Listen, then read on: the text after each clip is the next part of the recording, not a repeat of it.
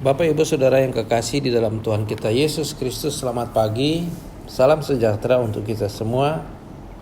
Jumpa lagi dengan saya dalam acara Renungan Harian GKPO Halim Perdana Kusuma di hari Jumat 7 November 2025. Sebelum Bapak Ibu Saudara memulai aktivitas di sepanjang hari ini, marilah kita siapkan hati kita untuk mendengarkan kebenaran firman Tuhan.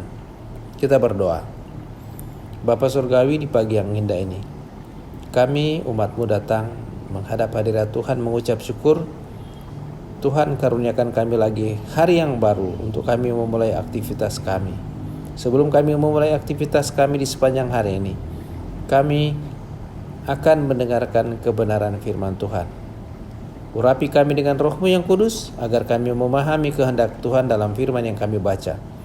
Berfirmanlah ya Tuhan, kami anak-anak-Mu sedia mendengar dalam nama Yesus. Amin. Bapak Ibu Saudara, saya mengajak kita untuk membaca Alkitab dari Perjanjian Baru. Kisah Para Rasul pasal 24 ayat 10 sampai ayat 23. Kisah Para Rasul pasal 24 ayat 10 sampai ayat 23, firman Tuhan demikian. Gubernur memberi isyarat kepada Paulus bahwa ia boleh berbicara. Berkatalah Paulus, "Aku tahu bahwa sudah bertahun-tahun engkau menjadi hakim atas bangsa ini. Karena itu, tanpa ragu-ragu aku membela perkaraku ini di hadapanmu. Engkau dapat memastikan bahwa tidak lebih dari 12 hari yang lalu aku datang ke Yerusalem untuk beribadah.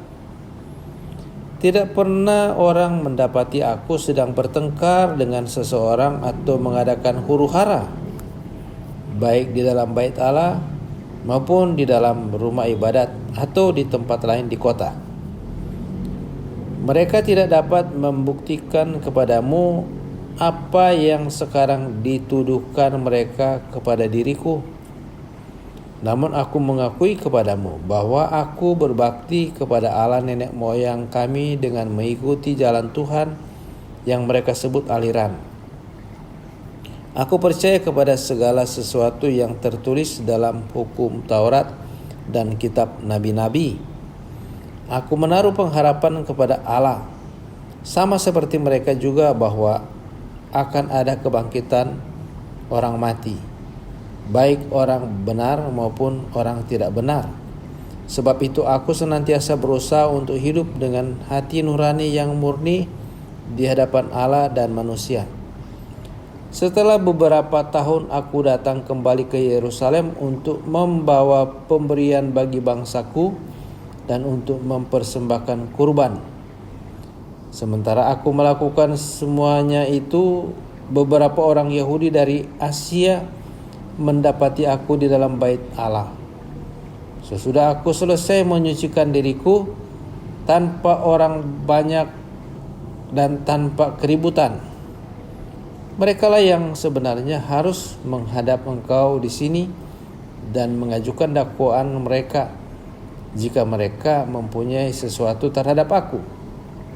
Namun biarlah orang-orang yang hadir di sini sekarang menyatakan kejahatan apa yang mereka dapati ketika aku dihadapkan ke mahkamah agama.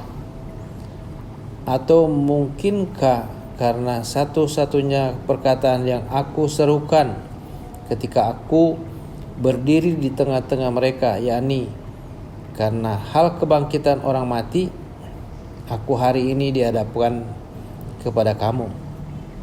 Felix yang tahu benar-benar tentang jalan Tuhan menangguhkan perkara mereka. Katanya, setibanya kepala batalion Lisias di sini, aku akan mengambil keputusan dalam perkaramu. Lalu ia menyuruh perwira itu tetap menahan Paulus, tetapi dengan tahanan ringan, dan tidak boleh mencegah seorang pun dari sahabat-sahabatnya melayani dia. Demikian pembacaan firman Tuhan. Yang berbahagia ialah mereka yang mendengarkan firman Tuhan merenungkan dan melakukannya dalam hidupnya setiap hari. Terpujilah Kristus. Bapak Ibu Saudara yang kekasih dalam Tuhan kita Yesus Kristus, kalau seseorang sudah dibenci oleh orang lain, kalau seseorang sudah tidak disukai oleh orang lain, apapun tuduhan, apapun alasan mereka supaya bisa menjatuhkan orang itu. Seperti itulah yang dialami oleh Rasul Paulus ketika dia kembali ke Yerusalem untuk memberikan pemberian bagi orang-orang sebangsanya di Yerusalem dan untuk mempersembahkan korban kepada Tuhan di Bait Allah. Orang-orang Yahudi dari Asia datang menghasut orang-orang yang ada di Yerusalem, menghasut mereka, menuduhkan kejahatan terhadap Rasul Paulus. Mereka mengadukan Rasul Paulus kepada Mahkamah Agama Yahudi, dan Mahkamah Agama Yahudi mengadukan Paulus kepada kepala batalion dari tentara Romawi, dan tadinya kepala batalion tentara Romawi akan menyesal atau akan menyiksa Rasul Paulus, tetapi karena Rasul Paulus berkata bahwa aku warga negara Roma, maka kepala batalion itu takut untuk menyiksa Rasul Paulus. Dan pada akhirnya Paulus dihadapkan kepada gubernur Kaisarea. Nama gubernur itu adalah Felix. Jadi Rasul Paulus dibawa ke Kaisarea, dihadapkan kepada gubernur Felix untuk dituntut atas kesalahan yang dilakukan oleh Rasul Paulus. Para imam besar dan tua-tua agama Yahudi membawa Paulus kepada gubernur Kaisarea, yaitu Felix, dengan tuduhan-tuduhan yang tidak mendasar. Mereka membawa Rasul Paulus kepada gubernur Felix, dan melalui pengacara mereka Tertulus, Paulus dituduh dalam ayat 5, walaupun kita tidak membaca ayat 5 Kisah Para Rasul pasal 24 ayat 5, tuduhan yang disampaikan kepada gubernur Felix terhadap Rasul Paulus adalah, kami dapati bahwa orang ini adalah penyakit sampar, seseorang yang menimbulkan kekacauan di antara semua orang Yahudi di seluruh dunia, dan bahwa ia adalah seorang tokoh dari aliran Nasrani. Padahal Paulus tidak melakukan kekacauan, Paulus tidak melakukan huru-hara, tetapi yang dituduhkan bahwa dia melakukan kekacauan. Oleh sebab itu, ketika gubernur Felix mendengar tuduhan yang dituduhkan terhadap Rasul Paulus, dia juga memberikan kesempatan untuk Paulus berbicara.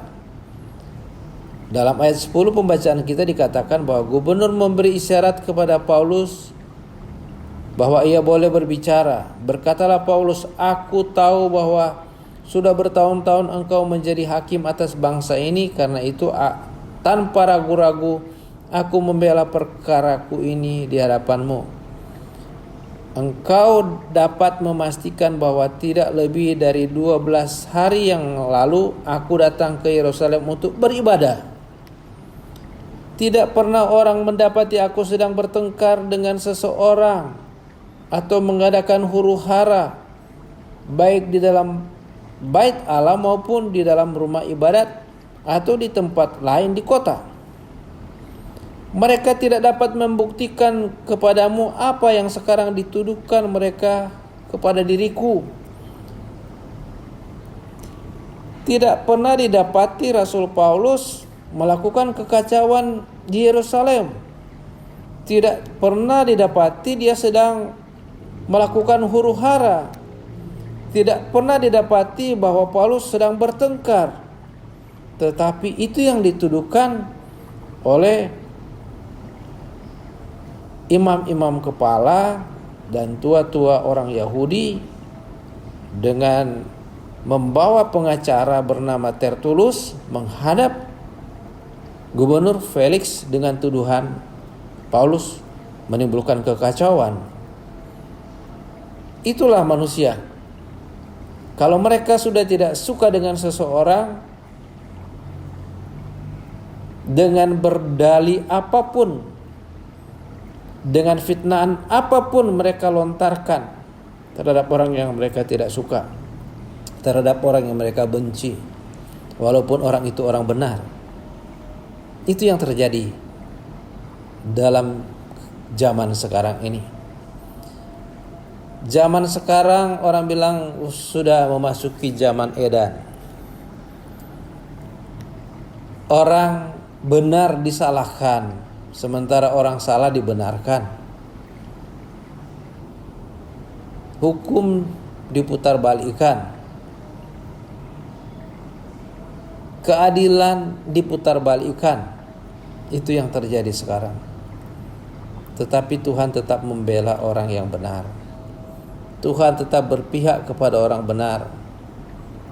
Sekalipun dia disolimi, sekalipun dia didiskriminasi, sekalipun dia diperlakukan tidak adil, tetapi Tuhan tetap berpihak kepada orang yang benar, yang melakukan kehendak Tuhan. Oleh sebab itu, Bapak Ibu Saudara, jikalau kita mengalami perlakuan tidak adil, kalau kita mengalami fitnahan, kalau kita mengalami kejahatan dari orang lain, sebagai orang percaya kita serahkan kepada Tuhan. Tuhan adalah pembela kita. Dia akan membela perkara kita dengan adil, seperti yang dilakukan oleh Rasul Paulus. Dia tetap menyampaikan kebenaran di hadapan Gubernur Felix, Gubernur Kaisarea pada waktu itu. Oleh sebab itu, saudara, sebagai orang percaya kita tidak perlu takut terhadap jeratan, terhadap tuduhan, terhadap fitnahan, terhadap kejahatan yang dilakukan orang lain kepada kita. Serahkan semua kepada Tuhan dan Tuhan akan bertindak. Tuhan akan membela kita. Tuhan memberkati kita semua. Amin. Mari kita berdoa. Bapa Surgawi, kami mengucap syukur. Tuhan menyapa kami di pagi ini dengan firman-Mu. Tanamkan dalam hati kami, mampukan kami oleh kuasa Roh Kudus melakukan kehendak Tuhan dalam hidup kami, agar nama Tuhan dipuji dan dimuliakan melalui hidup kami. Kami akan memulai aktivitas kami di sepanjang hari ini. Tuhan sertai kami. Tuhan lindungi kami, Tuhan berkati kami, sehingga apapun yang kami lakukan berhasil. Inilah doa syukur kami Bapa, terpujilah namamu. Ampuni segala salah dan dosa kami dalam nama Yesus. Amin. Bapak Ibu Saudara yang kekasih dalam Tuhan kita Yesus Kristus, dari GKPO Halim Perdana Kusuma saya mengucapkan selamat beraktivitas, sehat dan sukses selalu. Tuhan Yesus memberkati. Amin.